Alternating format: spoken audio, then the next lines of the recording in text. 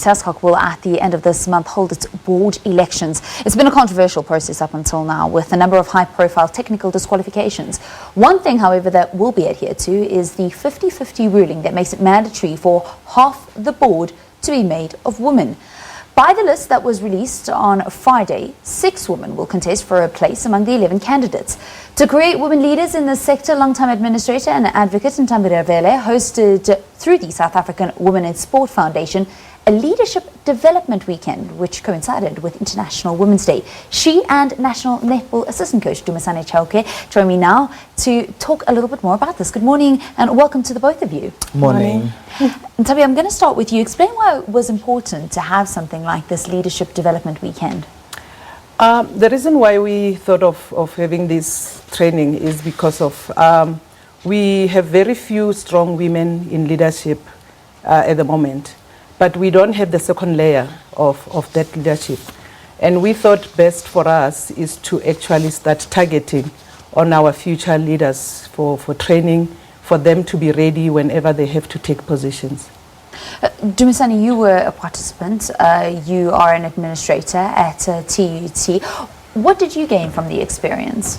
Well, one thing that I'm definitely taking away is how the leadership training forced me to remove myself from myself and look at myself from a different perspective, and also align my goals with what is actually happening in the real world of sport. And that was something that we saw on the weekend, wasn't it? It was very interactive and very practical, actually giving a lot of the participants practical tools that they can use. And that's one thing that I liked with the program, because of the program assists all the learners to learn, using their own skills and to think about what they are not thinking about at the moment. And I think I've seen, and I was sitting there and I was actually excited to see how some of the introverts were becoming extroverts, and starting to actually talk about their mission, their vision, and how they will look after their sports development in their communities going back home.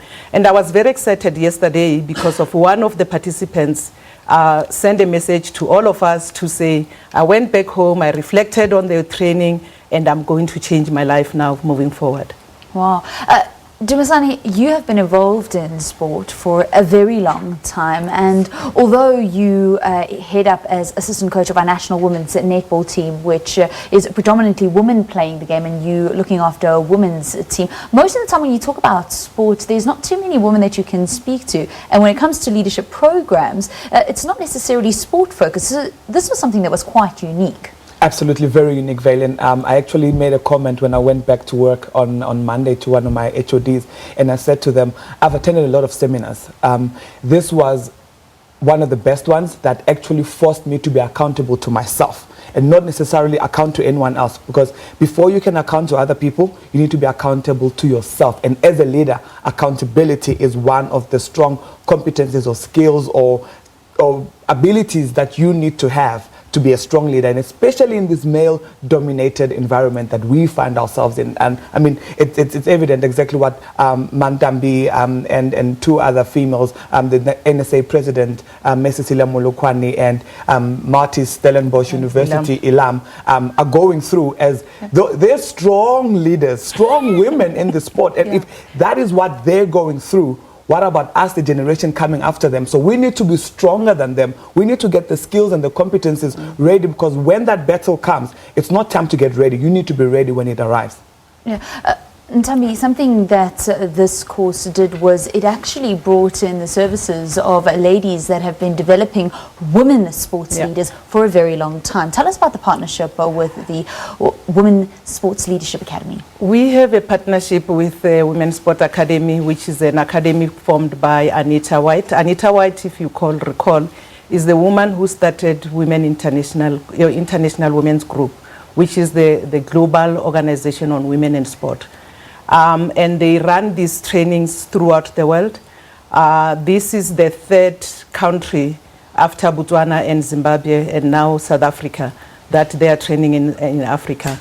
And our partnership actually would be a long-term partnership, because we want to look now at the next level of leaders and actually also even start looking at the people that we trained. We will monitor their steps and see to it that we don't lose them in the process.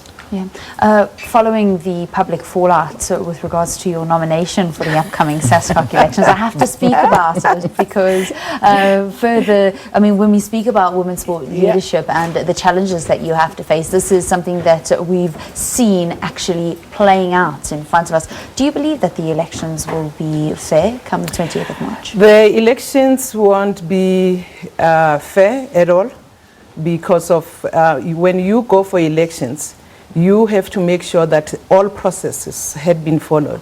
And at the moment, the president of SASCOC had interfered with the process, and as a result, the process of the elections won't be fair at all.